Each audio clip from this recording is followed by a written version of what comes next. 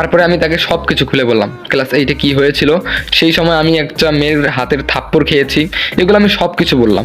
তারপরে মেয়েটা বললো, আচ্ছা তাই নাকি? বললাম হ্যাঁ, আমি ভাবছিলাম যে ওটা হয়তো বা আপনি হবেন, আসলে তার ফেসের সঙ্গে আপনার ফেসটা অনেক মিল তো, তাই আপনাকেই ভেবে ফেলেছি, আই এম সরি, আমাকে ক্ষমা করে দিবেন। তখন মেয়েটা বললো, আচ্ছা ব্যাপার না, তবে আমরা তো ফ্রেন্ড হতে পারি তাই না? বললাম যে আচ্ছা ঠিক আছে, ফ্রেন্ড হতে পারি। এরপরে মেয়েটা বললো তাহলে উঠি, আমি বললাম যে আচ্ছা ঠিক আছে। এরপরে আমিও উঠলাম, মেয়েটা উঠলো। তারপরে মেয়েটা আমাকে বললো, আপনার মন খারাপ হয়ে গেল নাকি?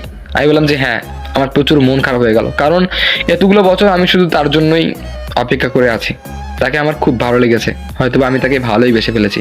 তখন মেয়েটা বললো, চেনেন না জানেন না অজানা একটা মেয়ের জন্য ওয়েট করে আছেন? বললাম যে হ্যাঁ। তখন মেয়েটা বললো, আপনার মতো মানুষও হয়, সত্যি আপনার মতো মানুষ পাওয়া না ভাগ্যের ব্যাপার। আমি বললাম যে আরে না, আসলে আমার কোনো মেয়েকেই ভালো লাগে না, শুধু তাকে ছাড়া।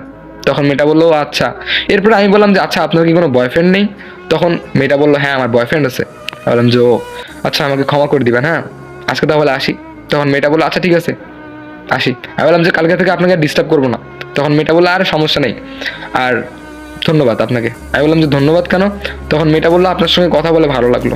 আমি বললাম যে ঠিক আছে। এরপর আমি মেসেজ চলে গেলাম, আমার 3জন বন্ধু পাগল হয়ে আছে, কিরে কী হলো কী হলো, বল বল, আমাকে বলতেছে, তবে আমার মুখ দিয়ে কোনো আওয়াজ বেরাচ্ছে না। আমি বললাম যে দোস্ত হবে না রে।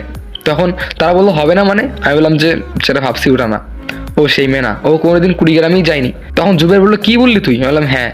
তখন আব্দুর রহমান স্কেচটা বের করলো, বের করে বললো যে এটা তো সেম দেখতে। আমি বললাম হয়তো বা সেম দেখতে, আছে না কিছু মানুষ সেম দেখতে, হয়তো বা সেই হবে, আমার প্রিয় মানুষকে হয়তো বা পাবো না। তখন আমার 3জন বন্ধু খুব মন খারাপ করলো। আমি বললাম যে আরে মন খারাপ করার কি আছে, বাদ দে না এসব। তখন আমার 3জন বন্ধু আমাকে জড়িয়ে ধরলো, জড়িয়ে ধরে তাদের চোখ দিয়ে অটোমেটিক পানি চলে আসলো, বললো যে দোস্ত ব্যাপার না, বাদ দে।